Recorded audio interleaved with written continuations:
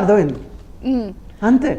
అట్లా 4,000 కోట్ల రూపాయలు కౌంటింగ్ రోజు అప్పు తెచ్చుకుంటాడా? ప్రవీణ్ గారు, any concluding remarks, especially exit polls విషయంలో ఏదైనా ఇంకా పర్టికులర్ గా హైలైట్ చేయాల్సినవి ఏమైనా ఉన్నాయా? అంటే అఫ్ కోర్స్ మెజారిటీ ఇచ్చారు, అంటే క్రాస్ అనేదే నాకు డౌట్ గా ఉంది. క్రాస్ ఓటింగ్ ఉంటుందా ఎంపీ ఒకళ్ళకి, ఎమ్మెల్యే ఒకళ్ళకి, అలా అంటే కొంత అలా అనిపించింది.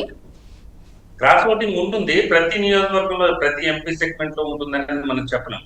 మనం గమనించినప్పుడు విజయనగరం ఒకటి క్రాస్ ఓటింగ్ ఛాన్స్ ఉంది, ఎందుకంటే విజయనగరంలో కాస్త వైసీపీ స్కోర్ చేయగలుగుతుంది. అక్కడి నుంచి అయితే మాత్రం టీడీపీ ఎంపీకి క్రాస్ అనేది ఒకటి మనం స్పష్టంగా గమనించాం. తర్వాత రాజమండ్రి ఒకటి గమనించాం, కానీ మిగిలిన ఎక్కువ కూడా ఎక్కడ మనది క్రాస్ అనేది గమనించలా. ఎక్కువ మెజారిటీ మనం దాదాపు 17 నుంచి 20 వరకు ఎంపీ సీట్లలో కూటమి గెలుస్తుందని చెప్పాం. గెలుస్తుంది, ఖచ్చితంగా గెలుస్తుంది. కానీ ఈ క్రాస్ ఓటింగ్ అనేది ప్రతి చోట పనిచేయలేదు.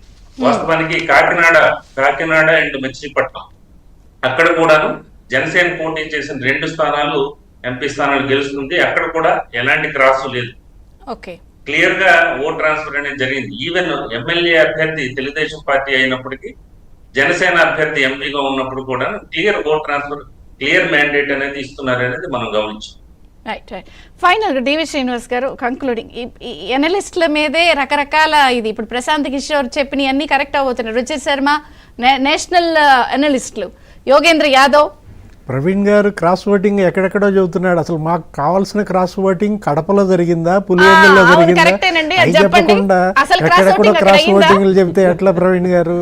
రాజకీయం అంటే అణిచివేత కాదు. ఒక నిమిషం చెప్పనిద్దాం, ఏమైంది అక్కడ కడపలో అయ్యిందా? నన్ను అడుగుతున్నారా? మిమ్మల్ని చెప్పండి, అందరు వెయిటింగ్. అసలు దానికి కరెక్టే, మనం మిస్ అయ్యాం ఆ పాయింట్.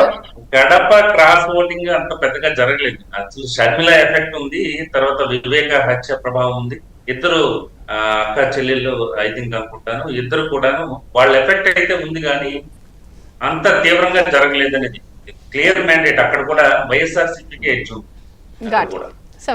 రాజకీయం అంటే అణిచివేత, రాజకీయం అంటే తప్పుడు కేసులు, రాజకీయం అంటే నిర్బంధం, రాజకీయం అంటే పెయిడ్ పోస్టులు.